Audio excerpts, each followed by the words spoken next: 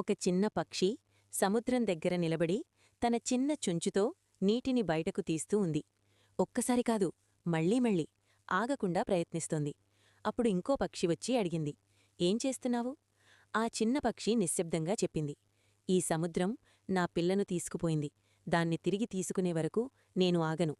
అది విని మరో పక్షి నవ్వింది, నీవల్లా ఈ సముద్రం ఎండిపోతుందా? కొద్దిసేపు నిశ్శబ్దం.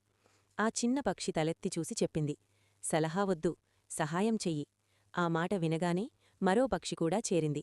తర్వాత ఇంకోటి, మరొకటి, అలా వందలు వేల పక్షులు చేరాయి. అందరూ ఒకే మాట చెప్పారు, సలహా కాదు, సహాయం.